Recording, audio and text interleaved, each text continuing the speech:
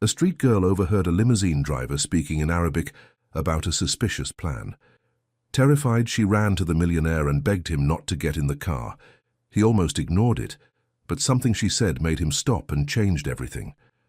Before listening to this incredible story, don't forget to subscribe to the channel for more exciting tales. The morning sun was already beating down on the asphalt when Chiara woke up that Friday. As usual, she styled her curly hair into a makeshift bun and put on the only unripped t-shirt she owned.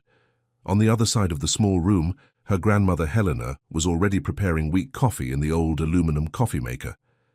"Good morning, my little eagle," said Helena, with that accent she had never abandoned even after decades living in Brazil. Her eyes, deep and dark like ripe olives, held stories that her voice rarely told in full. Chiara smiled in response, adjusting her holey socks before putting on her worn-out sneakers. She knew she needed to bring something home today. The bills were overdue, and the rent for her small apartment on the outskirts of the capital was due in 3 days. "I'm going to look for bottle caps today, Grandma. Near that big building, you know. There are a lot of rich people there who throw them away without even realizing it," she explained, while swallowing a piece of stale bread. Helena made a gesture with her hand, as if shooing away an imaginary fly. "Be careful with the eyes of others. Not everyone who smiles is a friend, nor is everyone who frowns an enemy." It was one of the many sayings Helena repeated, the result of a life marked by upheavals in her homeland before fleeing to Brazil. Chiara knew that her grandmother carried invisible scars. As a war refugee, Helena had arrived in the country with little more than falsified documents and a baby in her arms. Chiara's mother, who later disappeared after a troubled relationship, leaving the girl in her grandmother's care. "I'm always alert, Grandma, just like you taught me," Chiara replied, kissing the old woman's wrinkled face. And indeed she was. At 12 years old, she possessed a keen perception, a legacy of Helena's teachings, who had passed on to her not only words of caution, but also the Arabic language and stories of survival. Learning the language began as a game when Chiara was only 5 years old. "So we never forget who we are," Helena would say, while teaching her granddaughter the winding letters and guttural sounds that made up her mother tongue. "Knowledge is the only thing that no one can steal from you." With a cloth bag slung over her shoulder and determination in her eyes, Chiara set off for her daily collection. Hopping between the potholes of the broken sidewalks, she left behind the neighborhood of low buildings and makeshift tenements, heading towards the upscale part of the city, where mirrored glass office buildings reflected the sky and concealed fortunes. The destination was always the same: the outskirts of the Allianz Tower, an imposing 50-story skyscraper that housed one of the country's largest technology companies. There, executives and employees discarded cans and bottles with caps that were valuable to those who made a living collecting recyclables. Chiara knew the best times and places to go. She knew when nearby restaurants took out their trash and when employees left for lunch, leaving behind disposable containers. But that morning, something different caught her attention. While rummaging under a Mercedes parked in the shade, male voices reached her ears. It wasn't the heavily accented Portuguese she was used to hearing, but Arabic, the very language Helena had insisted on teaching her, even when Chiara questioned its practical usefulness. "Nakhtabi hatta yadkhul, thumma najlibuhu abr al-nafaq." The words floated toward her like fragments of a puzzle. "Hide when he enters. Bring him through the tunnel." Chiara froze, her heart racing like a frightened little bird. The men were talking near a black limousine parked in the building's VIP entrance. Instinctively, she cowered behind a car, trying to process what she had just heard. There was no mention of explosives or weapons, but something inside her, that intuition Helena always called the voice of the ancestors, screamed that there was danger in those whispered words. Observing carefully, he saw a tall, thin man in an impeccable suit discreetly signal to the limousine driver. They exchanged furtive glances before parting ways, like actors who know their roles perfectly without needing rehearsal. It was then that the building's main door opened, and a group of security guards in dark suits emerged, forming a human corridor. In the center walked a middle-aged man with grey hair and an imposing posture. Even from a distance, Chiara could sense his importance by the way everyone around him moved in response to him. "Stone all of this," he thought, remembering the stories he heard in the neighborhood about Marco Allianz, the billionaire who ran the tech empire, and whose fortune was the subject of constant speculation. A wave of panic washed over her when she saw the man heading towards the same limousine where the men were conversing in Arabic. Without a second thought, Chiara dropped her bag of bottle caps and ran. "Sir, sir, please," she shouted, pushing through the security cordon before any guard could stop her. The guards reacted immediately, but she was faster, sliding between them like water between stones. She arrived breathless before the man, who looked at her with a mixture of surprise and irritation. One of the security guards was already holding her arm when she finally managed to speak. "Don't get in that car. I heard..." In Arabic, they talked about a tunnel, about hiding when you got in. The man, whom Chiara now confirmed to be Marco Allianz himself, frowned. His gaze, initially impatient, shifted to examining her with interest. With a gesture, he caused the security guard to loosen his grip on her arm. "What are you talking about, girl?" he asked in a deep, controlled voice. Taking a deep breath, Chiara repeated what she had heard, this time translating the complete sentences from Arabic. She mentioned the tunnel, the plan to wait for her to get into the vehicle. The words whispered between the driver and the man in the suit. One of the security guards, who seemed to have more authority than the others, stepped forward. "Mr. Allianz, we can't be late for the meeting because of a street kid's costumes. He's probably just looking for attention or some money." Marco, however, didn't take his eyes off Chiara. There was something about the conviction of that girl in her worn clothes and intense gaze that prevented him from simply ignoring her. Furthermore, one specific detail intrigued him. "How do you know Arabic?" he asked in a lower, almost confidential tone. "My grandmother Helena taught me. She came from there, fleeing the war," Chiara replied, feeling the weight of all eyes on her. Marco seemed to ponder for a few seconds. Then, with a sudden decision, he turned to his team. "Victor," the head of security called, "I want a full vehicle inspection and an investigation into the driver. Now." The security guard who had tried to discredit Chiara stepped forward again. "Sir, with all due respect, this is absurd. Theo has been with us for months. He passed all the security protocols." "And since when do you question my orders, Aaron?" Marco retorted coldly. "I said thorough check. Meanwhile, we'll return to the building." A murmur arose among the employees as Marco walked away from the limousine, keeping Chiara by his side. "Come with me, little one. I want to hear exactly what you heard. Every word." As they walked back to the entrance of the imposing building, Chiara felt Aaron's furious gaze on her back. Something told her that this man wasn't just skeptical. He seemed personally bothered by her intervention. In the main lobby, before they entered the executive elevator, Chiara gently tugged at the sleeve of Marco's jacket. "I need to go home. My grandmother will be worried. And I don't think I'm dressed to go in there." Marco smiled for the first time. "Don't worry about it. Let's just talk in a safe place, and then someone will take you home." The elevator silently ascended to the top floor, where the doors opened onto a universe Chiara only knew from movies. A spacious office with panoramic city views, furnished with pieces that likely cost more than her entire lifetime's rent. Marco led her to a leather sofa and asked her to repeat everything again, this time in more detail. As she spoke, he watched her intently, as if evaluating not only her words but every facial expression, every nervous gesture. "Your name is..." he asked when she finished. "Chiara," she replied, looking at her own worn-out sneakers, suddenly aware of the contrast between herself and that environment. "Well, Chiara," said Marco, leaning slightly toward her, "you've just done something very brave, and if I'm right, something very important as well." At that moment, the phone on the table rang. Marco answered with a serious expression, listened for a few seconds, and nodded before hanging up. "It seems your intuition was correct," he said, looking at Chiara with an expression that mixed admiration and concern.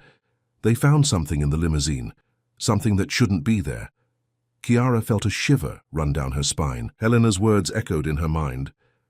"Trust what your eyes don't see but your heart feels." Meanwhile, nearby, out of their sight, a man in a suit watched everything through the mirrored glass, rapidly typing a message on his cell phone. The game had only just begun. While Marco made calls in his office, Chiara remained seated on the leather sofa, feeling out of place in that luxurious setting. Her eyes wandered over the details of the room, the abstract paintings on the walls, the awards for business excellence, the photographs of Marco with important personalities. It was a world completely different from hers, and yet, by some irony of fate, their paths had crossed. "You must be hungry," Marco said, hanging up the phone. He pressed a button on his desk, and minutes later, a young secretary entered, carrying a tray with sandwiches, fruit, and a glass of juice. Chiara hesitated before accepting the food. Helena always said that accepting gifts from strangers created invisible debts. But her stomach won out, and soon she was devouring a sandwich while Marco continued organizing what seemed to be an investigation. "Victor is checking the security cameras and the driver's history," Marco explained, noticing the girl's curious interest. "What they found in the limousine was a kit with substances that could render me unconscious, hidden under the seat." The girl swallowed hard. It wasn't just her grandmother's paranoia. Something sinister was really happening. "Who would do that? Why?" she asked, her small voice echoing in the spacious office. Marco sighed, running a hand through his grey hair. "I have many competitors, people who would like access to my projects, to my contracts. This wouldn't be the first attack against me or my company." At that moment, the office door opened, and Victor entered, accompanied by a middle-aged woman with brown hair tied in a severe bun and a sharp gaze behind thin-rimmed glasses. "Mr. Alliance, this is Olivia from the Digital Security Department. She found something you need to see," Victor announced, his expression more worried than before. Marco gestured for them to come closer. Olivia opened her laptop on the table and showed a series of graphs and codes that seemed completely incomprehensible to Chiara. "We detected an unusual pattern of attempts to access our main servers," Olivia explained, pointing to the colored lines on the screen. "They started exactly when you were supposed to be leaving the building. It looks like a coordinated attempt at a digital intrusion." Marco frowned. "Are you telling me there are two simultaneous operations? The limousine operation and this attempted break-in?" Olivia nodded deeply. "Yes, and furthermore, we've identified the source of some of the attempts. They come from within our own system, which suggests that someone has infiltrated the company." Chiara watched the conversation in silence, but her mind worked rapidly. Helena's stories about surveillance and betrayal seemed to come alive before her eyes. While the adults discussed codes and firewalls, she thought about the Arabic words she had heard, trying to recall any detail she might have missed. "I need to go back," he said suddenly, getting up from the sofa. "My grandmother will be worried, and maybe I can find out more things out there." Victor and Olivia looked at the girl suspiciously, but Marco seemed to understand her unease. "I'll arrange for her to be taken home, Chiara, but I need you to promise me something. Don't get involved in this anymore. You've already done a lot by alerting me. Now let my team handle the problem." Chiara nodded, although deep down she knew she couldn't simply forget all of that. Not when she felt she could help, that she could make a difference. After arranging for a trusted driver to take her home, she got out of the car accompanied by an administrative assistant named Fiona, a woman in her early 30s with kind eyes and a tired smile. "You're very brave," Fiona commented in the elevator. "Most people would prefer not to get involved." Chiara shrugged. "My grandmother says that closing your eyes to danger doesn't make it disappear." Fiona observed her with curiosity. "Your grandmother seems like a wise woman." "She is," Chiara replied proudly. "She survived things people only see in movies."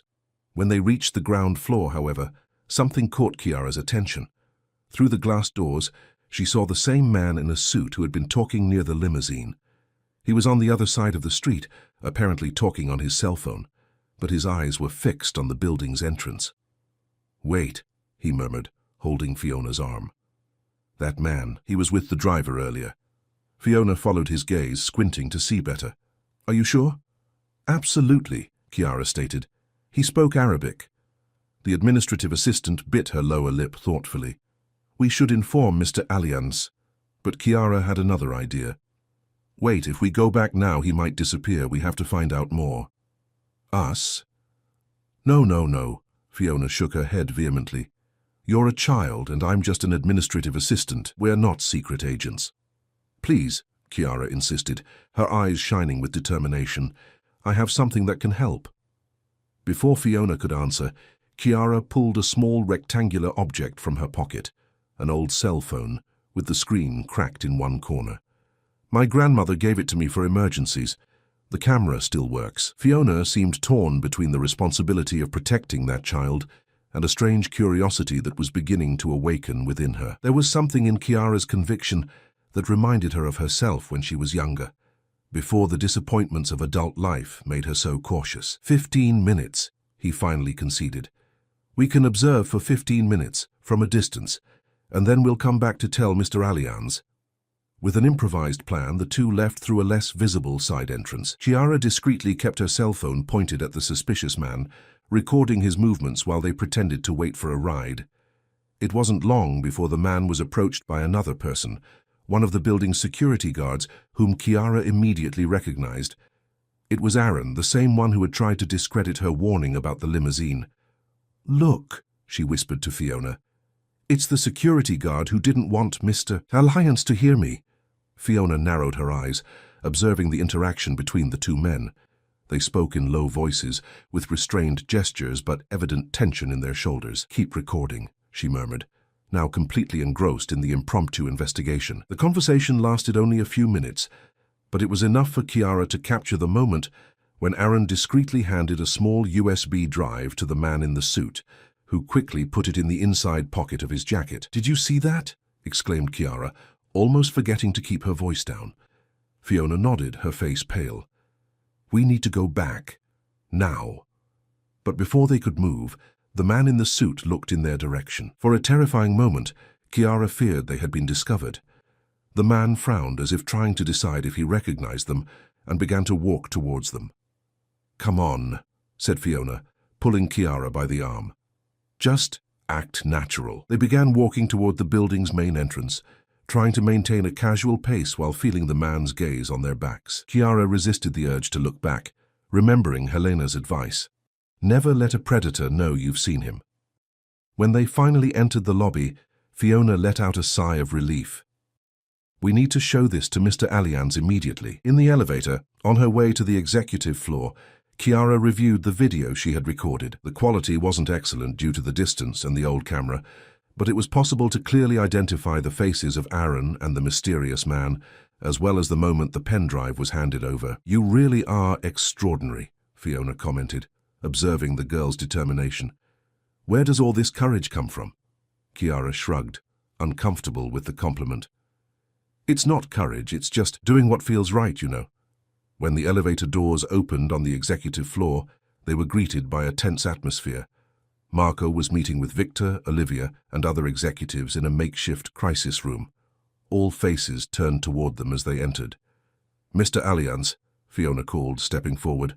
"The girl has accomplished something important." Marco frowned when he saw them, clearly surprised that they had returned. "What happened to taking her home?"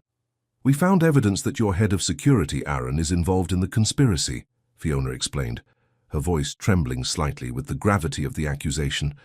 A heavy silence fell over the room. Victor took a step forward, his face a mask of disbelief. "That's a serious accusation," he said, looking from Fiona to Kiara. "Aaron has been my trusted man for years." "We have proof," Kiara replied, handing her cell phone to Marco. "We just saw him hand something to the man who was with the limousine driver." Marco picked up the device and, along with the others, watched the video recorded by Kiara. As the images progressed, everyone's expressions changed, from skepticism to concern, and finally to alarm. "This confirms our suspicions," Olivia said, pointing to her laptop. "The attempts to hack the servers are becoming more aggressive. Someone is trying to access the Project Aurora files." Marco visibly paled upon hearing the project's name. Turning to Victor, he gave quick orders. "Locate Aaron immediately. Don't alert him to our suspicions, but keep him under surveillance, and reinforce security around the main servers." As Victor left to carry out the orders, Marco turned to Kiara and Fiona. "You two took an immense risk," he said, with a mixture of admiration and concern. "But you brought back invaluable information. Project Aurora is the most important work of my life, an artificial intelligence system that could revolutionize how we interact with technology. If it fell into the wrong hands," he didn't finish the sentence, but its weight hung in the air. Kiara could sense the gravity of the situation, even though she didn't fully understand the technical implications. "What can we do to help?" Fiona asked, surprising herself with her own boldness. Marco looked at both of them for a long moment, as if assessing their abilities. "You've already done a lot," he finally replied. "Now, we need to ensure your safety. If Aaron is really involved in this, and he saw you collecting evidence—" A chill ran down Kiara's spine as she realized the implication. She and Fiona could be in danger. "I can't go back home now," she said, thinking of Helena. "What if they find out where I live? My grandmother would be in danger too." Marco nodded gravely. "You're right, we need to protect you and your family. I'll arrange a safe place immediately." Olivia, who had been engrossed in her laptop, suddenly looked up. "Mr. Alliance, we have a new situation. The perimeter security cameras have just captured Aaron rushing out of the building, and he's not alone."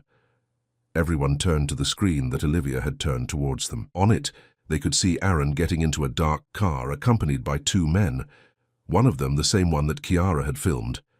"We need to act fast," said Marco, already picking up the phone.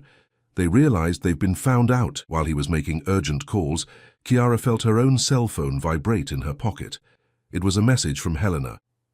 "Where are you, girl? It's getting dark." "I'm worried." With a heavy heart, Kiara realized that her grandmother had no idea of the whirlwind she had gotten herself into, and now the danger she faced could reach the only family she had left. "I need to let my grandmother know," she said, looking at Fiona with pleading eyes. Fiona squeezed her hand in a comforting gesture. "We'll take care of this. Your grandmother will be safe, I promise." But while the adults moved around her, planning containment and protection strategies, Kiara couldn't shake the feeling that this was only the beginning. The conspiracy seemed much bigger and more complex than she had initially imagined, and now she was at the center of it all. On the other side of the city, unaware of the approaching danger, Helena stood before the window of her small apartment, watching the sky begin to darken. An unsettling premonition overwhelmed her. That same intuition that had saved her so many times in the past. Something was wrong. Her granddaughter needed her. Helena set her cup of mint tea down on the worn table when the phone rang for the third time. The old device, which rarely received calls, seemed strangely menacing in the silence of the small apartment. With cautious movements, she answered, her accent more pronounced with anxiety. "Hello? Who's speaking?" On the other end of the line, Kiara's voice sounded distant and hurried. "Grandma, it's me. Listen carefully. I don't have much time to explain." Helena felt her heart race. She recognized that tone. It was the same one she herself had used decades ago, when she had to flee her country with only a few hours' notice. "What happened, girl? Where are you?" "I'm safe, Grandma, but I need you to do something for me. Take your bag with the important documents, the one you always keep ready, remember? And go to Mrs. Viola's house. Stay there until I contact you again." The elderly woman gripped the phone tightly. That bag was her escape kit, something she'd kept since wartime. Passports, some savings, essential medications, and irreplaceable photographs. A habit Kiara had always found excessive, until that moment. "What did you do, Kiara?"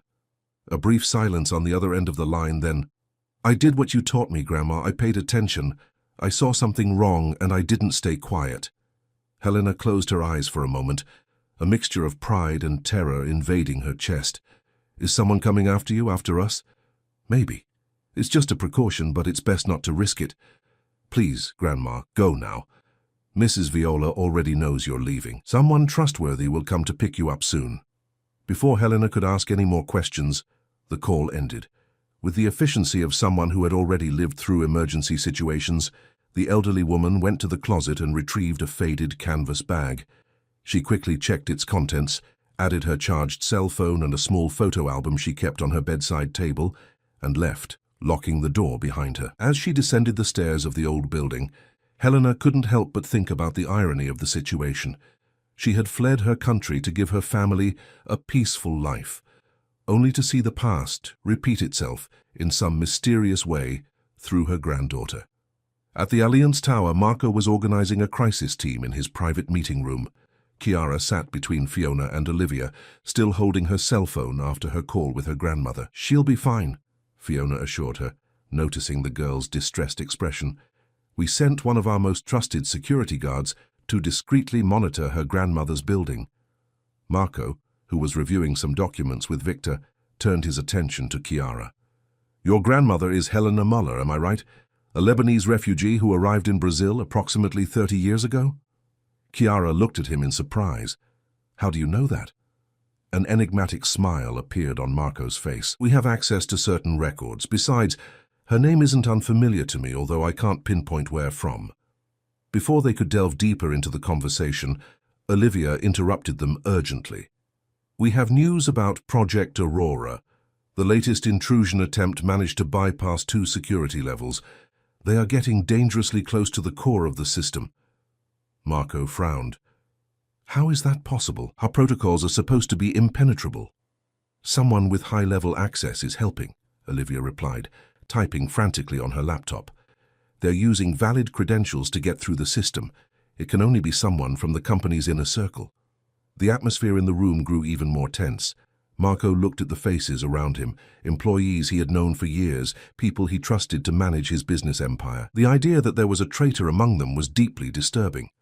"Who else has this level of access besides me?" he asked, his voice controlled, but with a hint of restrained anger. Victor consulted a tablet. "Only 5 people. You, me, Olivia, Pietro from the Research and Development Department, and—" He hesitated for a moment. "Luca Carmin, your financial director." Marco placed his hands on the table, absorbing the information. "I want them both here immediately. Pietro and Luca, without raising any suspicion." As Victor left to carry out the order, Chiara watched everything with fascination and apprehension. It was like being inside a spy movie, except the danger was real and the consequences potentially devastating. "What exactly is this Project Aurora?" she asked, her curiosity overcoming her fear. Marco exchanged a glance with Olivia, as if pondering how much he could reveal. After a few seconds, he made up his mind. "Project Aurora is an advanced artificial intelligence capable of predicting complex patterns with unprecedented accuracy. Applied to the financial market, it could anticipate crises and identify opportunities invisible to human analysts. In the right hands, it would represent a huge step forward for global economic stability." He paused significantly. "In the wrong hand, it would be like giving someone the answers to a test before everyone else," Chiara added, simplifying the concept. "They would always win." Marco smiled, impressed by the girl's insight. "Exactly. And not only would they win, they could manipulate the results, create artificial crises, accumulate power in ways we can't even imagine." The door to the room opened, and Victor returned accompanied by 2 men. The first, Pietro, was young, no more than 30, with disheveled curly hair and deep dark circles under his eyes, the perfect image of a computer genius who rarely saw the light of day. The second, Luca, was the opposite, an elegant man of about 50, impeccably dressed and with an air of natural superiority. "Marco, what's going on?" Luca asked, adjusting the cuffs of his Italian shirt. "We were in the middle of a conference with European investors when—" He paused when he noticed Chiara, frowning in obvious disapproval. "And why is there a child in our crisis room?" Marco didn't answer directly. Instead, he gestured to Olivia, who turned her laptop around to show something to the newcomers. "We are under attack. Someone is trying to steal Project Aurora, and they have managed to do so using high-level credentials, the kind of credentials that only 5 people in this company possess." Pietro's face visibly paled. "My God, they've reached the core, the neural architecture."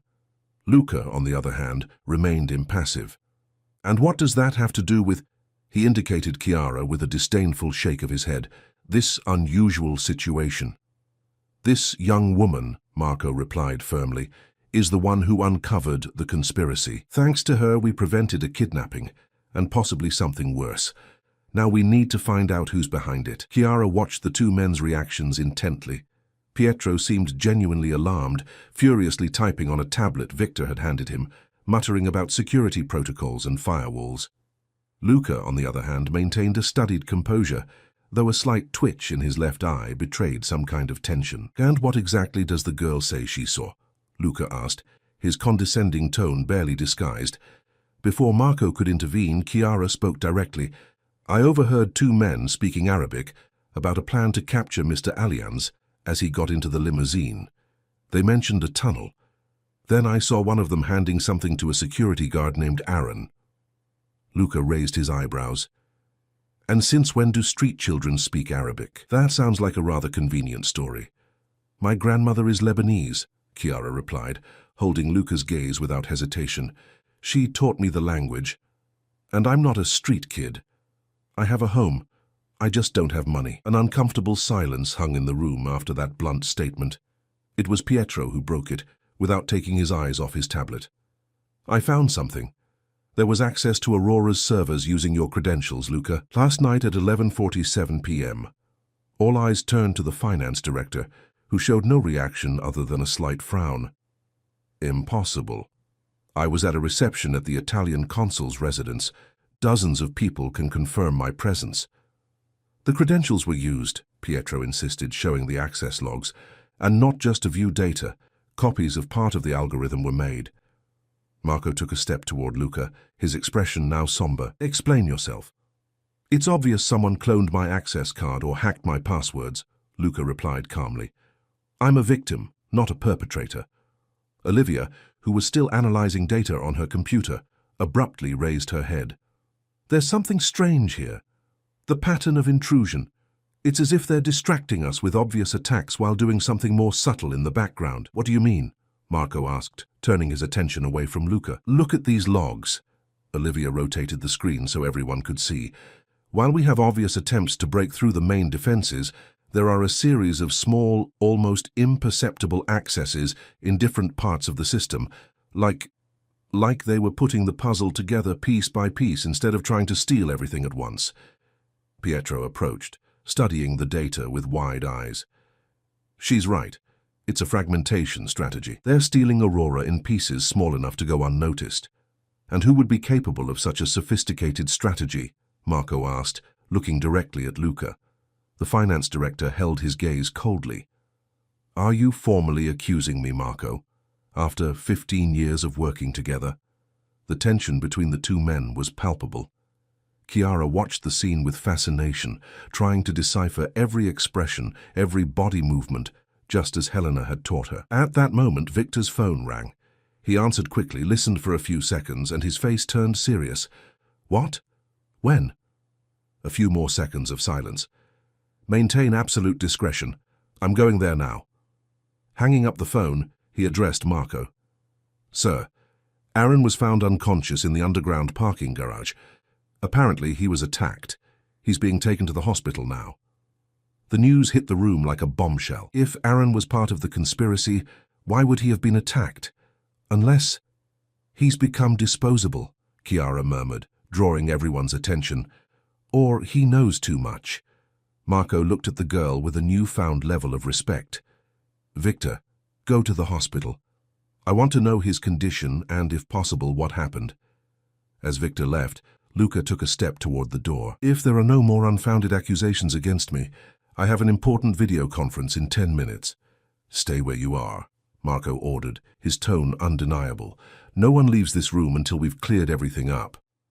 A brief flicker of irritation crossed Luca's face before he recoiled, assuming a posture of dignified resignation.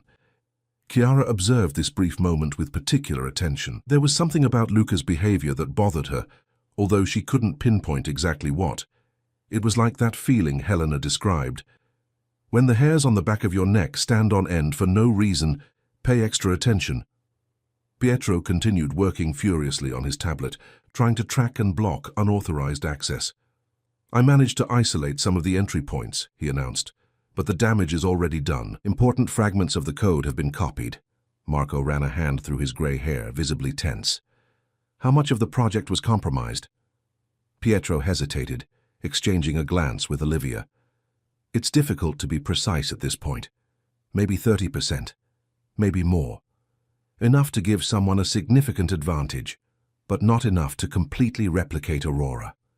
Fiona, who had been silent for most of the discussion, suddenly stood up. "Mr. Alliance, it's past 9 o'clock at night. The girl needs to rest and eat properly."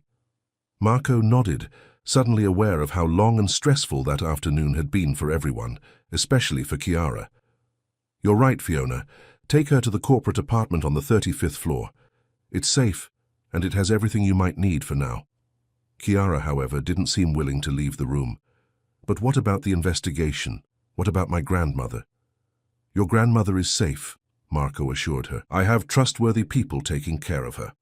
As for the investigation, We will continue working while you rest. We will meet again early tomorrow morning." Reluctantly, Chiara agreed. She was exhausted, and worrying about Helena had drained the rest of her energy. As she left the room, however, she couldn't help but cast one last glance at Luca.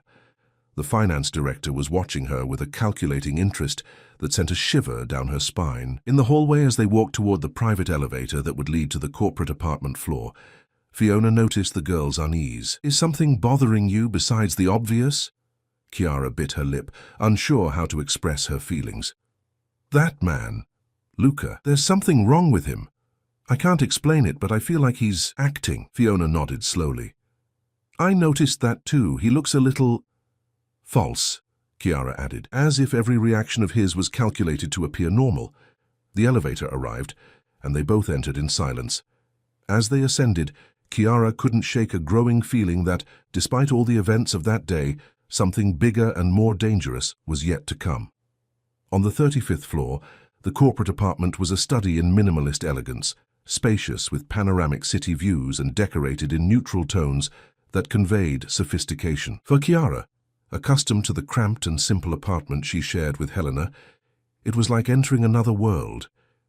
"You can use this room," Fiona indicated, opening the door to a spacious suite.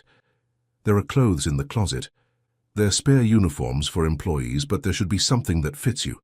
Chiara entered the room hesitantly, touching the Egyptian cotton sheets with almost religious reverence. "I've never seen such a big bed." Fiona smiled with a mixture of tenderness and sadness. "I'll prepare something for us to eat. There should be food in the refrigerator." As Fiona headed to the kitchen, Chiara approached the floor-to-ceiling window.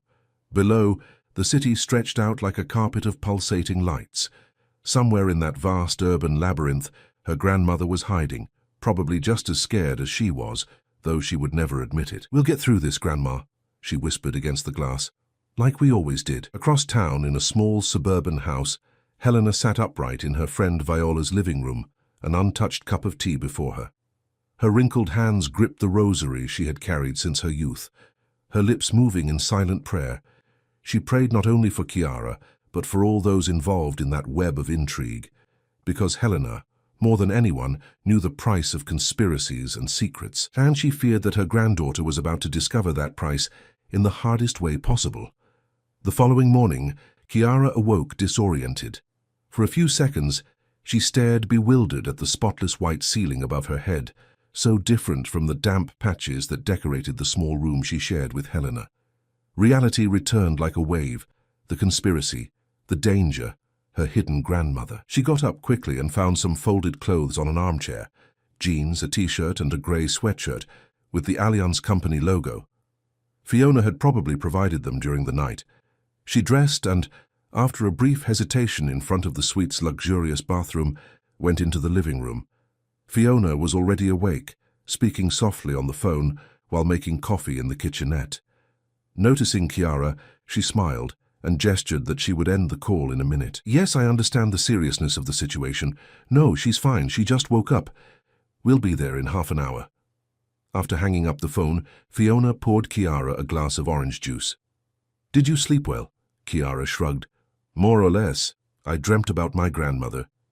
"We have good news about her," said Fiona, placing a plate of toast and scrambled eggs on the counter. "She's safe at her friend's house, and one of our security agents is discreetly positioned in the neighborhood." Chiara felt a weight lift from her shoulders. "Can I talk to her?" "After the meeting with Mr. Allianz. He wants to see us immediately. It seems there have been developments overnight." While eating quickly, Chiara observed the city through the panoramic window. In the morning light, the megalopolis seemed less threatening, more transparent in its daily workings. Hurried people headed to work. Buildings reflected the rising sun. Life went on as usual. It was hard to believe that, amidst that apparent normality, a conspiracy was unfolding. 20 minutes later, Chiara and Fiona descended in the executive elevator to the president's floor. The atmosphere in Marco's office was noticeably different from the previous day. More people, more equipment, a constant murmur of tense voices, and the sound of keys being frantically pressed. Marco was at the center of this organized chaos, issuing orders and analyzing reports. Upon seeing Chiara and Fiona, he gestured for them to come closer. "Good morning. I hope you were able to rest, because we have a long day ahead of us. Chiara noticed deep dark circles under Marco's eyes, indicating that he probably hadn't slept. What happened? Did they discover something new? Marco nodded, leading them to a more private adjacent room where Victor and Olivia were working on various computers. Aaron briefly regained consciousness during the early morning hours, he explained. He managed to say a few words before passing out again. He mentioned a name, Salon Corporation. Fiona frowned. The multinational technology company. Exactly. Our main competitor in the development of artificial intelligence. For years they've been trying to surpass our innovations, always one step behind.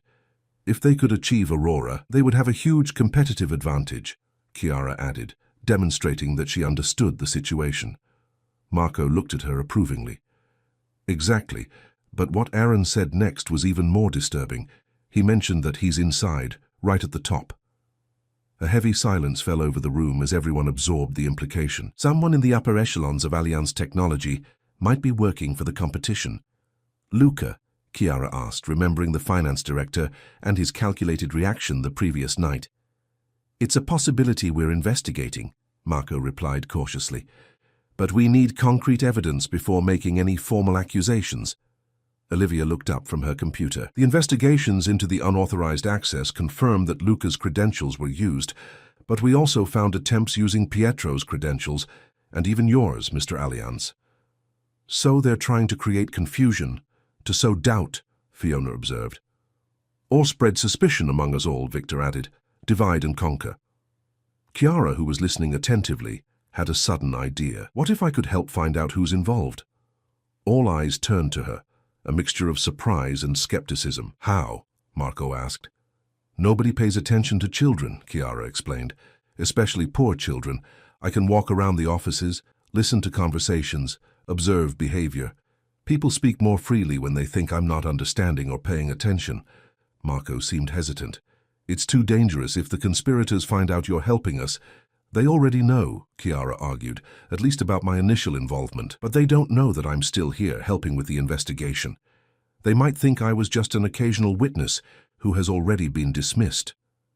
Fiona looked at the girl with a mixture of admiration and concern. I don't know if this is a good idea, Chiara. These people are dangerous. My grandmother always says that the deadliest danger is the one you don't see coming, Chiara replied confidently. I'm prepared. I know how to be invisible when necessary. Marco observed the determination in the girl's eyes. There was something extraordinary about that child who had grown up on the margins of society, something that went beyond courage, an almost ancient wisdom, as if she had already lived much more than her few years suggested. After a few moments of reflection, he nodded slowly. Let's establish some safety rules. You'll never truly be alone. We'll have people discreetly watching, and at the first sign of danger, the operation ends. Victor looked about to protest, but Marco raised his hand, silencing him. Chiara's idea has merit. People let their guard down around children, and she has already proven her shrewdness. Olivia cleared her throat, drawing everyone's attention. I have a suggestion. We can create a cover for Chiara, something that explains her presence in the building without raising suspicion. Like what? Fiona asked. Their social program, Olivia replied. The Allianz Foundation has several initiatives for young people from disadvantaged communities. We could say that Chiara is participating in a corporate immersion day, learning about how the company works. Marco agreed. Excellent idea. This will give her the freedom to move around different departments without arousing suspicion. The plan was quickly devised. Chiara would be officially introduced as a participant in an Allianz Foundation mentorship program. Fiona would be assigned as her chaperone, leading her on a guided tour of the company's various departments. In reality, they would be observing suspicious behavior and gathering information. Remember, Marco instructed as they prepared, we're dealing with intelligent and possibly desperate people. Keep your eyes and ears open, but don't take unnecessary risks. Chiara nodded, feeling a mixture of excitement and apprehension. It was like those spy games she used to invent with the few children who were friends in the neighborhood, except now the consequences were real. Before leaving, however, she had another idea. Can I talk to my grandmother now? She might have some advice. She's been through similar situations. Marco agreed, and Fiona handed Chiara a secure phone. Stepping aside to a corner of the room, she dialed Viola's home number. Helena answered on the first ring, as if she was sitting next to the phone, waiting.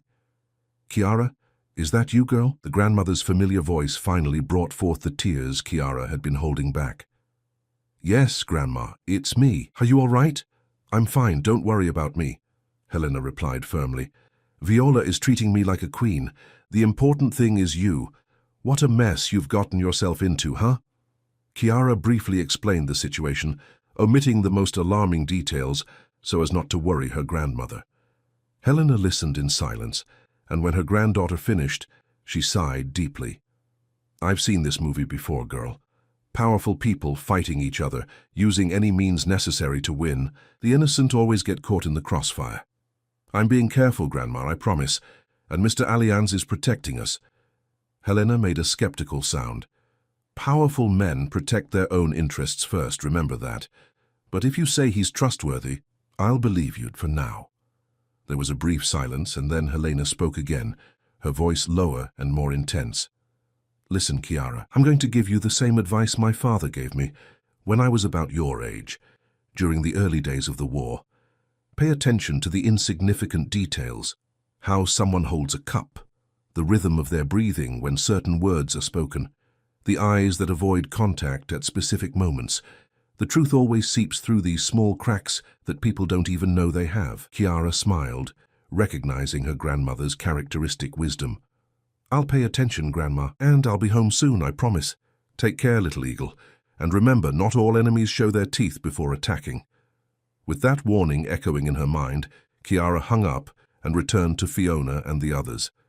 The mission was about to begin. After a brief preparation, Chiara and Fiona left the executive area and began their guided tour of the Allianz Tower floors. To complete the disguise, Fiona carried a clipboard with a schedule of activities and information about the departments, while Chiara wore a visitor badge attached to her sweatshirt with the company logo. The first department they visited was marketing, where dozens of professionals worked in open cubicles, creating advertising campaigns and communication strategies. Fiona introduced Chiara as a talented student from the Allianz Foundation's social program, selected to learn about the company's operations. The employees smiled politely. Some offered candies or small promotional gifts, but soon returned to their tasks.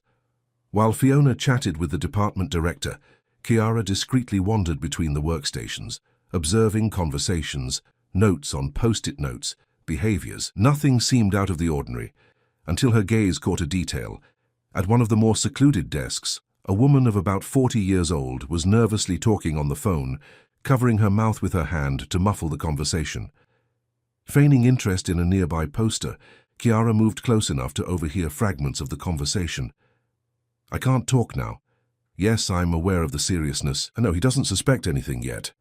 The woman noticed Chiara's proximity and immediately ended the call, giving her an irritated look. Chiara smiled innocently and pointed to the poster. "That drawing is really cool. Did you make it?" The woman visibly relaxed at the childish question. "No, dear, it was the graphic design team 2 floors below."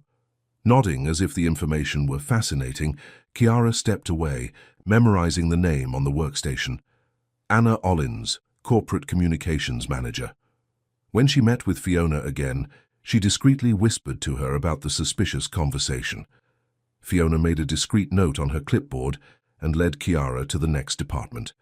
Throughout the morning, they visited human resources, finance, and legal. In each location, Chiara remained alert, absorbing information that most people would ignore.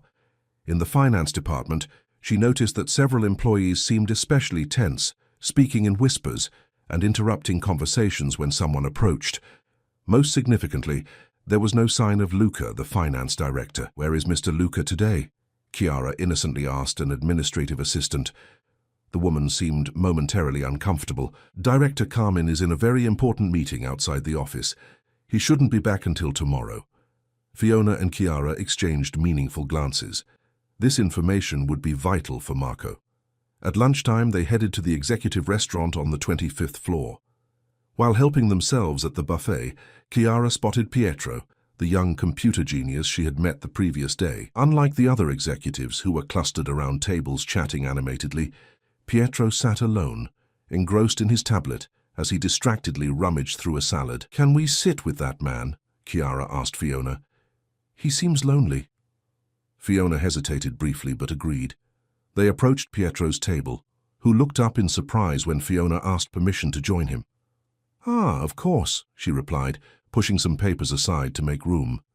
Then she recognized Chiara. "You're the girl from yesterday." "We're giving a guided tour of the company," Fiona explained quickly. "It's part of the Foundation's social program." Pietro nodded, though his gaze showed he didn't fully believe the explanation. "How has your experience been so far?" he asked Chiara. "Interesting. People here seem very busy, especially in the finance department. Everyone is super stressed." Pietro smiled slightly. "It doesn't surprise me. When there are problems, finance is always the first to feel the impact." "What kind of problems?" Chiara asked, maintaining a casual tone. The young computer scientist glanced discreetly around before answering. "Let's just say the project we were working on suffered a setback, and that has serious financial implications," Fiona interjected, trying to extract more information without seeming obvious. "I heard that Director Carmen is in an external meeting today." Pietro raised his eyebrows. "Really? Funny, because I could swear I saw him in the underground security lab about an hour ago." This information caused Chiara and Fiona to exchange an alarmed look. Why lie about Luca's whereabouts? The conversation was interrupted by the arrival of a tall, thin man at the table, the same man Chiara had seen talking to Aaron in the video she had recorded. "Pietro, we need to review the new safety protocols," he said, completely ignoring Chiara and Fiona's presence. Then, as if only then noticing them, he added coldly, "Sorry for interrupting." Pietro seemed uncomfortable. "Alan, these are Fiona and Chiara.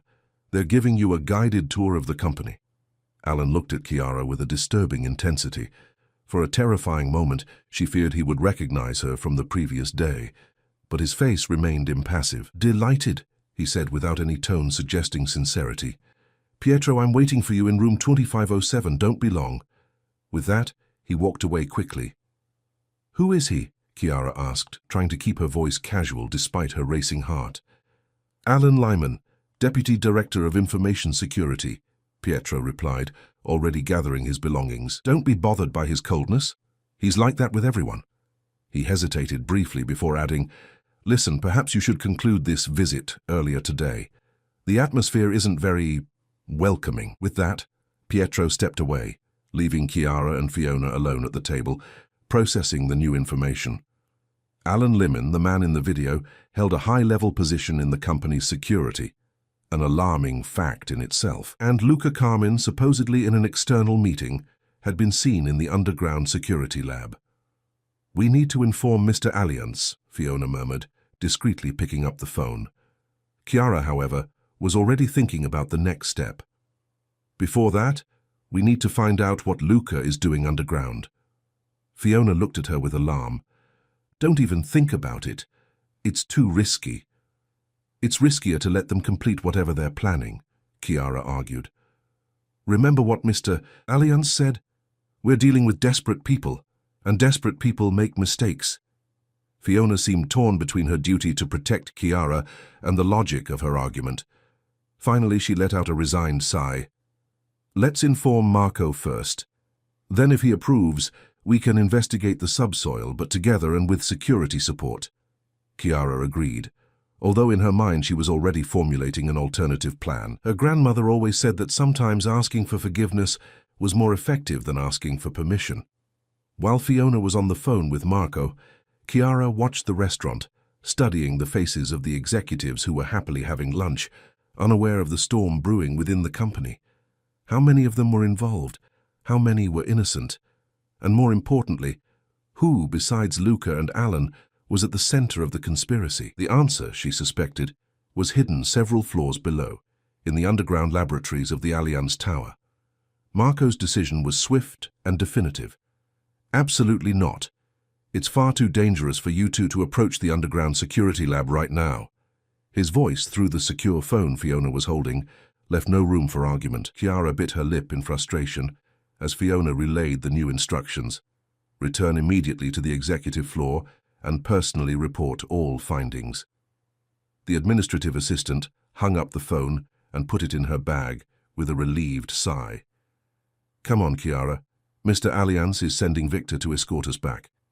They left the executive restaurant and headed towards the elevators. While they waited, Chiara noticed unusual activity near the door leading to the emergency stairs. Maintenance workers carrying large boxes of equipment to the basement. An idea flashed through her mind, quick as lightning. "Fiona, I need to go to the bathroom before we go upstairs." Fiona hesitated. "Victor should be arriving soon. Can't he wait?" "It's urgent," Chiara insisted, with her most convincing expression. "It'll only take 2 minutes, I promise. The women's restroom is right over there." Reluctantly, Fiona agreed. "Okay, but be quick. I'll be waiting right here." Chiara nodded and walked toward the women's restroom. As soon as she turned the corner, however, she abruptly changed direction, making her way silently to the emergency stairwell door. One of the maintenance workers was holding it open while the others descended with the equipment. With her heart pounding, she waited for the opportune moment. When the last employee passed through the door and the first turned to follow the group, Chiara slipped through the opening, quick and silent as a cat. The man didn't notice her presence, too busy with the logistics of transporting heavy equipment. On the concrete staircase, Chiara could hear the voices of the employees a few flights below. She followed them at a safe distance, her footsteps muffled by their heavy boots. 2 floors below, a sign read, "Level S3 Security Laboratories Restricted Access." The employees used a magnetic card to open the security door, and Chiara waited, hidden in the stairwell. When the door began to close automatically, she ran, sliding through the opening at the last possible second. He found himself in a white, aseptic corridor, very different from the upper floors decorated with wood and contemporary art. It looked more like a hospital or government research center, with fluorescent lights and numbered armored doors. The employees had disappeared into one of the rooms, and Chiara could hear the muffled sound of their voices. Moving cautiously, she examined the corridor. At the end of it, a larger room with glass walls housed servers and sophisticated equipment. Inside, 2 figures were conversing with energetic gestures. Chiara approached slowly, keeping close to the wall. From a safe distance, she recognized the people she was talking to.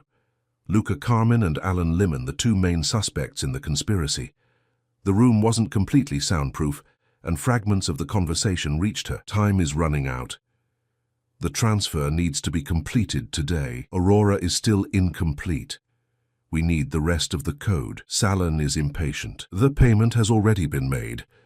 Luca seemed agitated, running his hand through his impeccably combed hair in an unusual gesture for his normally controlled persona.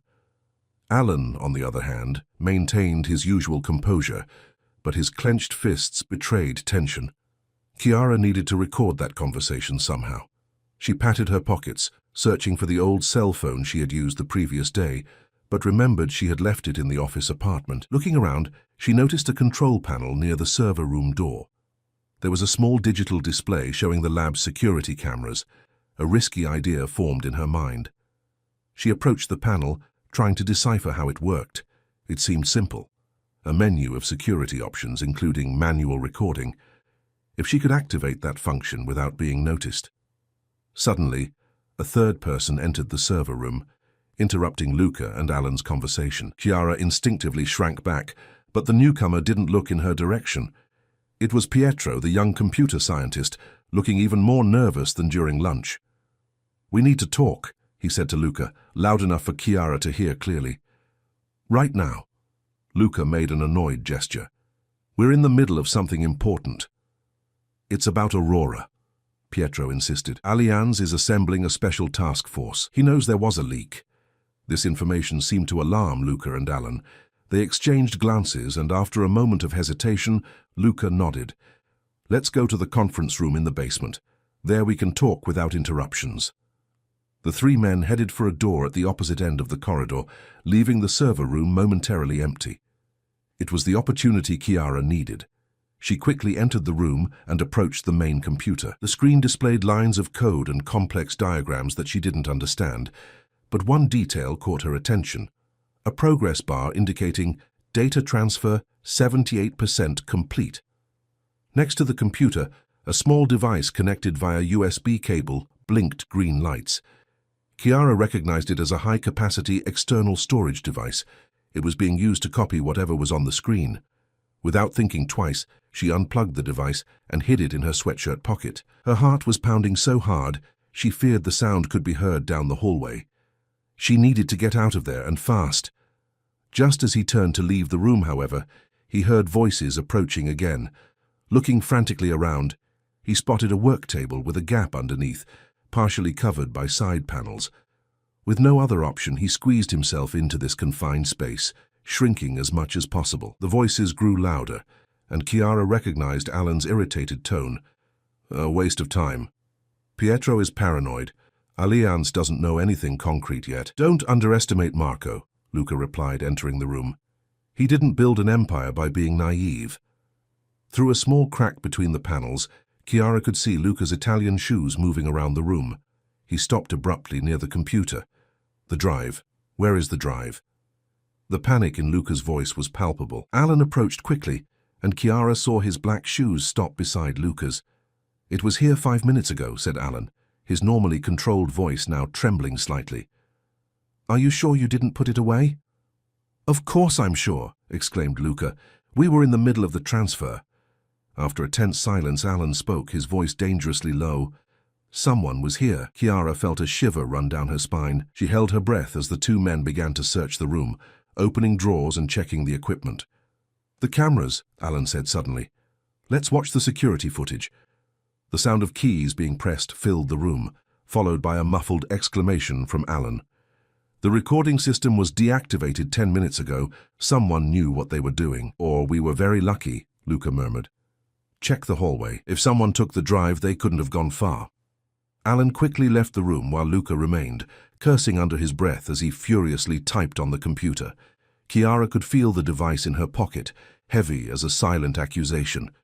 If she were discovered now. His thoughts were interrupted by the sound of the door opening again. Luca stopped typing. And then? He asked. The voice that answered wasn't Alan's, but Pietro's. He's being detained right now. Corporate security. What? Exclaimed Luca, genuinely shocked. How?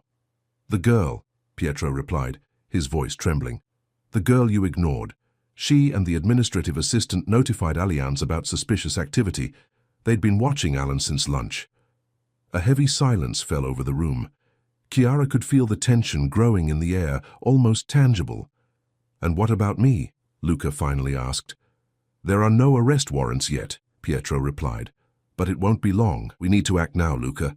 The original plan is compromised. Luca let out a heavy sigh. The drive with the partial transfer has disappeared.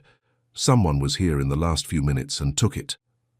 This changes everything, said Pietro, his voice now firmer.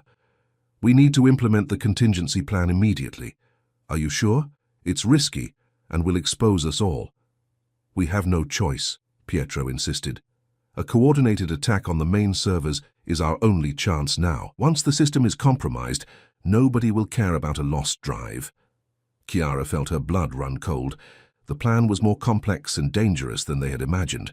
And what was worse, Pietro, who seemed to be helping with the investigation, was actually part of the conspiracy. All right, Luca agreed after a few seconds of reflection. Activate the Delta sequence. That should create enough chaos to give us cover. And what about the girl? The witness? Pietro asked. Luca made a dismissive gesture with his hand. A secondary concern now. She's probably locked away in some executive office far away from here. If only he knew how wrong he was, Chiara thought, barely able to contain her breath, which was ragged with fear. I'm going to the control center to start the sequence, said Pietro, heading towards the door. And I need to erase any trace of our involvement before security gets here, Luca replied. We'll meet at the extraction point in 30 minutes. The door closed, and Chiara heard Luca moving around the room, typing on different terminals, probably eliminating evidence. Each second felt like an eternity as she remained motionless in her cramped hiding place, the stolen device burning in her pocket like an ember. Finally, after what seemed like hours, Luca left the room. Chiara waited a few seconds to make sure he had really left, then emerged from her hiding place, her muscles aching from being in an uncomfortable position for so long. I needed to warn Marco immediately. The attack on the servers, the so-called Delta sequence, could be starting at that very moment. But how could I get out of the basement without being seen? The emergency stairs were certainly being monitored now. She looked around, searching for inspiration. Her eyes landed on a ventilation duct in the ceiling, large enough for someone as small as her. Helena used to say that, in desperate situations, the most improbable solutions became viable. Dragging a chair under the duct opening, Chiara climbed up and tested the metal grate. It was held in place by screws, but not very tightly. Using a pen she found on the table, she managed to loosen them enough to remove the grate. With considerable effort, he hoisted himself into the ventilation duct. The space was cramped but navigable for someone his size. He began to crawl, guiding himself by the distant sound of air conditioning equipment. The ventilation system was a metal labyrinth with bifurcations and intersections that left her disoriented. Trying to remain calm, Chiara reasoned if she followed the airflow, she would eventually reach an exit. After several minutes of slow, claustrophobic progression, she heard muffled voices coming from a grate below. Approaching carefully, she could see part of a conference room. Marco was there, surrounded by Victor, Olivia, and several other executives. They all seemed tense, staring at computer screens and speaking rapidly. "Mr. Allianz," he tried to shout, but his voice was muffled by the surrounding metal. No one in the room seemed to notice. Frustrated, Chiara banged on the metal railing with her hand. This time, some heads turned upwards, confused. "Up here!" he shouted even louder. "In the ventilation duct!" Victor was the first to identify the source of the sound. "There's someone in the ducts!" he exclaimed, already reaching for his weapon. "It's me, Chiara!" she shouted, pressing her face against the railing to be seen. The shock was visible on the faces below. Marco approached quickly, while Victor climbed onto a chair to reach the railing. "Good heavens, girl, how did you end up there?" Marco asked, his voice a mixture of relief and disbelief. "Long story," Chiara replied as Victor removed the grate. "But I have important information. And this." As soon as she was helped down from the duct, she showed the storage device she had stolen. They were transferring data from Aurora to do this. It's part of their plan. Marco carefully picked up the device, examining it briefly before handing it to Olivia. "Analyze it immediately. See what they managed to copy." Turning to Chiara, her tone became more serious. "Where's Fiona? You two should have come back together." A weight of guilt hit Chiara in the chest. In the adrenaline of the moment, she had completely forgotten that she had left Fiona waiting on the 25th floor. "I separated from her. I said I was going to the bathroom, but I went to investigate the basement alone." Marco frowned, clearly disappointed by his recklessness. "Victor, locate Fiona immediately." As Victor left to carry out the order, Chiara quickly explained everything she had seen and heard in the security lab. The conversation between Luca and Alan, Pietro's arrival and the revelation that he was also part of the conspiracy, and finally the contingency plan called Delta Sequence. "They're going to attack the main servers," he concluded. Pietro said he would create enough chaos to provide cover for their escape. Olivia, who was analyzing the device's contents, raised her head in alarm. "It's already started.